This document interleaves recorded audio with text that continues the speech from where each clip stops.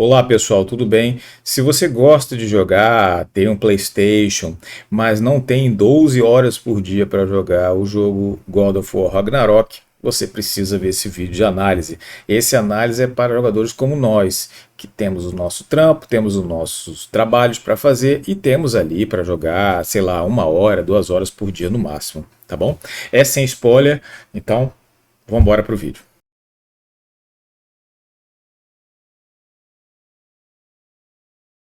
É isso aí, pessoal. Eu comprei o God of War Ragnarok. Na verdade, eu ganhei esse jogo, né? Ganhei a mídia física, inclusive. Comprei na pré-venda e ganhei a minha mídia física. Teve alguns atrasos e aí eu joguei, terminei de jogar o jogo, acho que foi ontem mais ou menos, e eu vou passar para vocês as minhas impressões.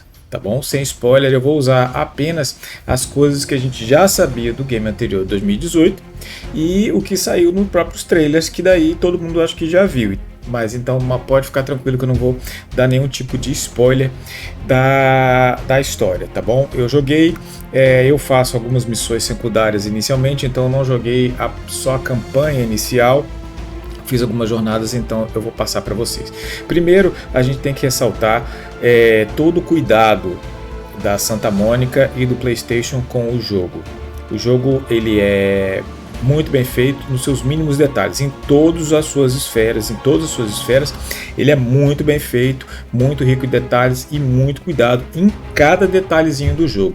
Então, as coisas que eu acho que são pontos que, não digo que sejam pontos negativos, que eu vou passar aqui, eles em nenhum momento têm qualquer tipo de demérito na qualidade do jogo. Eles são coisas que fazem uma diferença pra gente que não vive de jogar. Eu acho que talvez seja isso. Bom, primeira coisa que a gente tem que falar é o seguinte: algumas coisas são muito semelhantes do jogo 2018. Algumas mecânicas, por exemplo, de golpe forte, golpe fraco, R1, R2. Você tem as coisas de upgrade são muito parecidas, tem pequenas diferenças, eu acho que isso inclusive melhora um pouquinho para não ficar exatamente igual ao jogo, eu acho que isso é uma coisa positiva, então a gente tem essas melhorias ali. Acho que tem os upgrades melhores, tem os upgrades que, por exemplo, uma das coisas em que a gente vai fazendo os upgrades, vai conseguindo. Agora, para realmente conseguir todos os upgrades, a gente tem que começar a fazer missões secundárias, isso de qualquer armadura que você queira fazer. Mas são coisas que eu acho que melhoram o jogo, enriquecem o jogo, embora para a gente que não tem muito tempo de ficar jogando, isso possa tornar um pouco mais chato. Em relação aos personagens, o que eu posso falar para vocês sem falar spoiler é que nós temos contato com personagens novos, deu até para ver isso no próprio trailer, né, que a gente vai salvar o Tyr, né, uma das missões em que a gente faz logo no início do jogo. E tem um porquê muito importante disso na história, que aí realmente eu não posso falar, mas isso vem lá do próprio trailer, quando o Atreus, isso eu posso falar porque está lá no trailer, o Atreus diz que quer saber quem é, porque ele veio, aquela coisa toda, quem é ele, aquela autodescoberta. E aí para isso eles acabam soltando o Tyr para ver se eles conseguem essas respostas, e é para isso que teve essa história. Mas a gente vê os mesmos personagens, tem interação com os mesmos personagens, a Freya dá para ver no trailer, né? Sindri, o Brock, então a gente vê isso. O jogo se passa mais ou menos 3 anos depois do primeiro jogo, aproximadamente 3 anos depois. E algumas coisas a gente já sabia que iam acontecer. Então não chega a ser spoiler, mas é uma característica da Santa Mônica nas suas histórias de God of War. Por exemplo, a gente sabia que ia ter que fazer upgrade das armas de novo. Óbvio, né, que alguma coisa iria acontecer e que a gente ia fazer o upgrade das armas novamente. Isso ficou um pouco sem explicação, tá? A gente só começa e vai fazendo ali, tem uma explicação meio fraca e só. Não houve nenhuma explicação maior de por que isso aconteceu. Nos primeiros jogos, principalmente no God of War 2 e no God of War 3, a Santa Mônica matou o Kratos, foi pro submundo de Hades, ele saiu do submundo de Hades e aí ele teve que fazer os upgrades das armas, pegar armas novas e tudo mais. Isso, ou seja, é uma coisa que a Santa Mônica já faz, essa questão dos upgrades, tá bom? Então isso aconteceu também.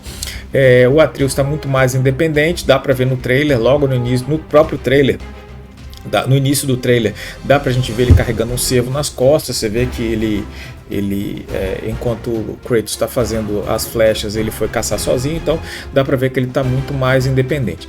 Tem inimigos novos, tem muitos inimigos novos, não é só mais aquele negócio de chefe, o troll, não é assim. Tem os trolls, tá?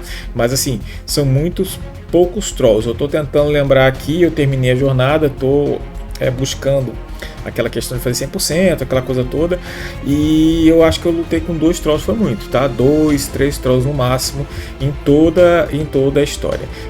Outra coisa também, a gente vai para reinos novos, dá para ver isso no trailer, tá? No próprio trailer dá para ver que a gente vai em Svartalfheim. E Svartalfheim não tem aquele gelo todo, como Midgard. Tem uma explicação que eles dão lá também, não é muito profunda, mas há uma explicação, há um motivo para isso. E o jogo se desenrola nesse sentido. Algumas coisas são diferentes da mecânica das lutas, elas são muito parecidas, mas tem pequenas diferenças, mas são coisas que a gente pega com o tempo. A memória muscular ela vai sendo refeita conforme o jogo. Então, por exemplo, o tempo de reação do bloqueio com o escudo, ele é um pouquinho diferente. E dá pra gente ajustar, que aliás é uma coisa que eu achei muito boa, que são os ajustes e a personalização do jogo.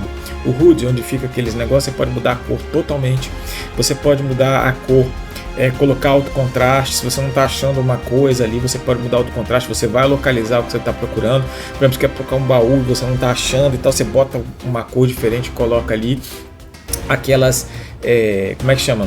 Aquelas áreas de interação onde a gente passa, que fica marcadinho, branquinho ali, pequenininho, que às vezes você não acha nunca, você fica ali, você pode simplesmente mudar aquela cor. Então ele é todo personalizado. Uma coisa que eu gostei muito, principalmente na hora das batalhas, é porque, por exemplo, você compra uma habilidade, tá, com XP, isso é igual ao outro, só que, por exemplo, no God of War, no 2018, tinha algumas habilidades que eu só me atrapalhava na hora da minha batalha, que na hora que você pegava, ela acabava atrapalhando, ela entrava e eu não queria. Então você pode simplesmente desativar essa atividade no menu de habilidades, o que eu acho fantástico, eu acho espetacular, eu acho maravilhoso isso, porque a depender da batalha você melhora ou não, ou usa ou não determinada habilidade, e isso faz bastante diferença em partes do gameplay. Então, por exemplo, durante o gameplay você não quer usar normal, né? Os inimigos normais você não quer usar determinada habilidade, mas você quer usar aquela habilidade contra um chefe. Então, isso vale muito a pena. Então, essas coisas se desenrolam muito bem no jogo. Agora vamos falar de um problema que não chega a ser um problema, tá? Ele se torna mais um problema, por exemplo, para pessoas como eu, que precisa trabalhar e não tem 12 horas por dia para jogar o jogo. O jogo é muito longo, o que é uma coisa muito boa por um lado, porque o 2018, embora a gente tenha feito, eu acho que o 100%, em torno de umas 20 horas de gameplay, né, o 100%, para terminar a campanha eu demorei em torno de 28 horas. Isso porque eu fiz algumas missões secundárias, é real, tá? Fiz missões secundárias, então não fiz só a campanha, isso é bastante importante, mas a gente foi para 28 horas para terminar a campanha toda, que chegou um momento em que eu falei, cara, deixa eu terminar esse jogo que eu não aguento mais, entendeu?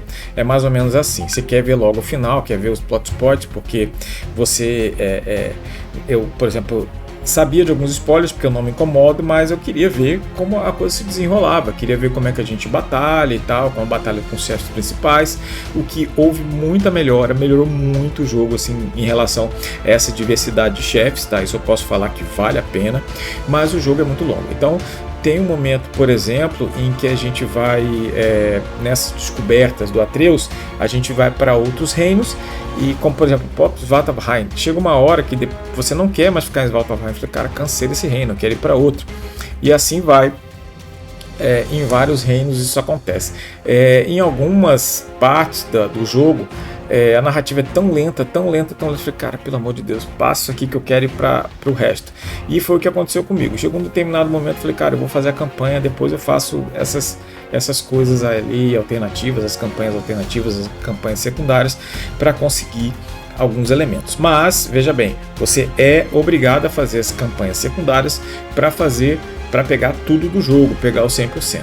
Não só por conta de áreas que você precisa acessar, áreas que você precisa do acesso nessas missões secundárias, mas porque, assim como no 2018, tem alguns chefes secundários, né, de missões secundárias, como foram as Valquírias no 2018, e que você precisa fazer upgrades maiores das suas armaduras, das suas armas, para poder lutar com eles.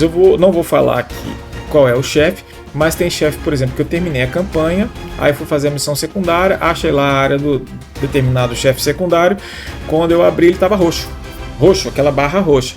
Então assim, eu tinha terminado o jogo com os upgrades do próprio jogo. Então você precisa fazer as missões secundárias, fazer os seus upgrades para poder chegar ali no final. No final aqui da minha análise, eu não vou me prolongar muito, mas para falar para vocês, vale a pena comprar o God of War Ragnarok e jogar? Vale a pena sim, tá? Embora demore um pouco para você terminar e tudo mais, mas vale a pena sim, é um ótimo jogo, é um jogo excelente, é um jogo que tem, como eu falei, uma preciosidade muito grande em todos os seus detalhes, ele prima muito pela construção dos personagens, a jornada dos personagens, vocês vão ver isso durante o jogo, em todos os detalhes, todos os personagens têm uma construção bastante interessante, não só Kratos e Atreus, mas todos eles, inclusive os anões, tá? Tem coisas bastante interessantes. Acho que talvez o Mimir aqui não tinha muita coisa, mas de todos os personagens, porque o Mimir ele é um personagem que ele passa mais algumas informações pra gente, né?